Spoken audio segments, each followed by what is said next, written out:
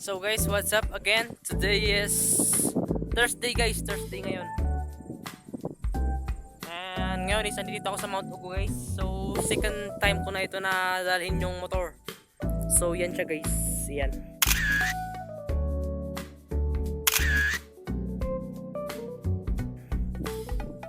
Second time na guys na dadalhin ko siya dito sa Mount Ugo.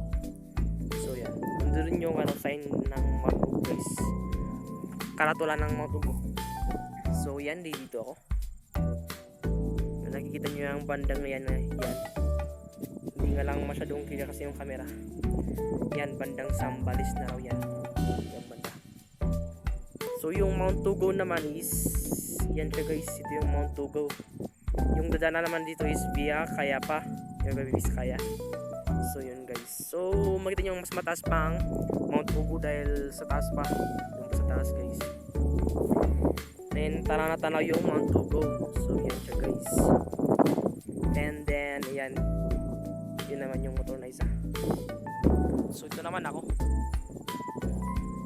Thank you Lord for another day. Dahil ito kapag ride ulit tayo. So ngayon is uwi na kami sa Binga. Kaya yung papunta na yan, pataas na yan, to ano na yan, Bakuyan, to Lusod, Anagwang, to Binongdan, yung Binga na. Yan guys. Yan ang itsura niya. Ayan siya. Ayan o. So makita nyo yung talagang putik na. Ayan, tigas na. Yan yung night trip namin yan guys. Yung kagabi. So yan. So ang road condition naman dito is maputik. Ganito ang kaputik ko. Kulay pula. Or kulay orange yung putik dito. Talagang wala.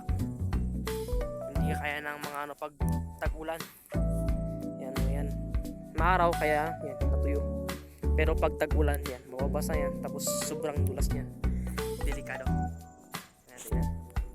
Garden naman yung guys yan. So ito yung station guys. And yan lang guys. Have a nice day. God bless you. Peace out.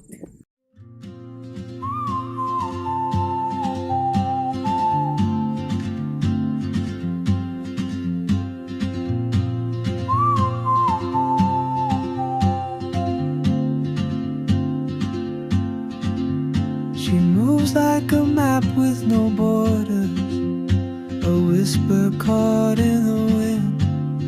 I see her boots at the corner cafe, with a notebook and a grin. She's chasing skies I've never named, while I stay in my lane. But something in the way she moves keeps pulling at my chain.